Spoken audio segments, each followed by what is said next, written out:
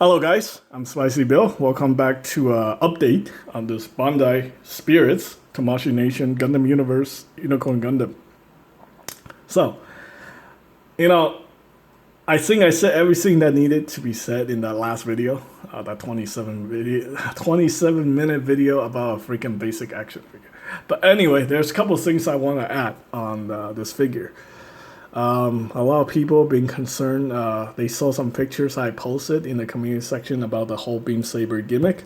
So I'm going to just show you guys how that works. It doesn't work very well, but this is something that you can do if you absolutely have to have your unicorn be able to do something like this. It's not good, but yeah. They really dropped the ball on this design. This is one thing I can legitimately complain about. Because, yeah, this is the best you can do. I know. It's supposed to be like this, but this is all you can do. So, and the reason for that is because the way they designed the shield connector. You can see the shield connector right here. There's a little peg that goes into this hole. Yeah, it interferes with like this thing. So I guess they rather have the shield be properly attached to the forearm than to have this gimmick. This is actually a really cool gimmick. You know, honestly, if this gimmick actually worked, I would say this figure might actually be worth like $25. I had to downgrade it.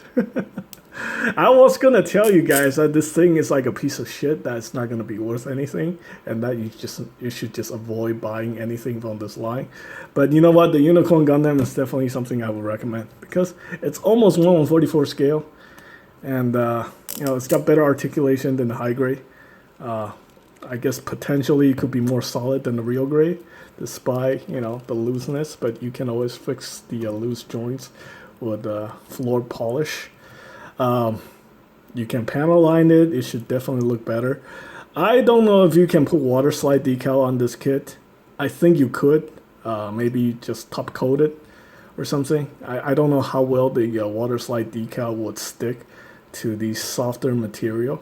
I feel like, you know, the moment you squeeze on the soft plastic, the water slide decal is just gonna come off, even if you top coat it and stuff like that. That's just my hunch. I don't know, because I don't put water slide decals on these type of plastic. I also always put them on hard plastic, like you know, Gunpla.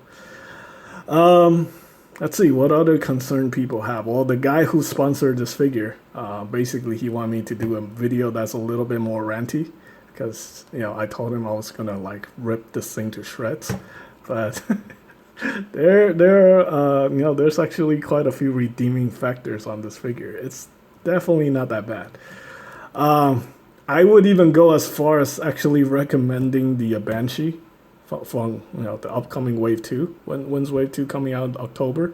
Yeah, you might want to consider picking up the Banshee if you don't feel like building the high-grade Banshee. Because, you know, I build a high-grade Banshee, and that thing is just nut mark. There's like nut marks everywhere because of its color. And it doesn't look very good. So, yeah, that way you don't have to... And really, like, how much are the high grades in North America? I think the high grade Universal Century Unicorn is still around $20, right? 20, $25, depends on the equipment type and stuff like that. So, you know, you don't have to contend with that. And, you know, of course, I would definitely recommend this this figure over the Master Grade, because the Master Grade is just a disaster. I built a Master Grade. It was a terrible experience. I don't even want to talk about it. If you guys watch Mecha Guy Kosu, he hated too. So it's something that quite a few people have in common. The Master Grade Unicorn is just not a very good kit. What else is there to talk about? Well, some people have some concerns about safety. You know, people is like, you know, I'm always overly concerned about safety when it comes to these kind of product. Well, whatever it is that's...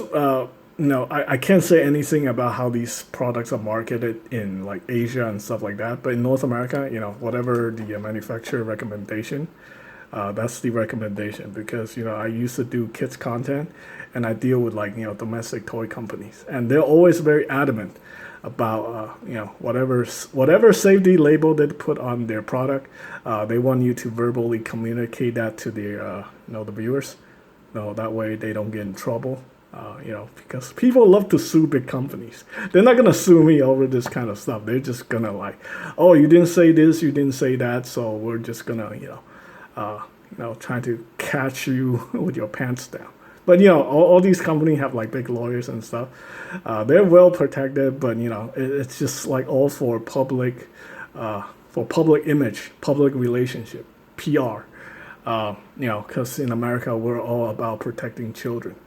I'm not gonna go into statistics, but there's actually some significant amount of children getting injured by toy-related products in the United States. It's a very, very large number, and I'm always concerned about the safety of my viewers, whether if you're an adult or if you're not an adult. I'm concerned. I value your safety. It's not worth it for you to get hurt over some $20 toy. So I know it sounds ridiculous. I know it sounds like I'm just trying to be like overly cautious and stuff like that. But hey, things do happen. And yeah, I'm always going to have to do that because, when I started out this channel, it's a kids channel. And I know there are still kids that subscribe to my channel. Despite the statistic, I can see in the subscriber, I can actually see who subscribed to my channel. So I know there are still kids watching these kind of videos, and I know there are concerned parents. So that ages 15 and up. Anyway, I think that's pretty much it. I think that covers everything. Yeah.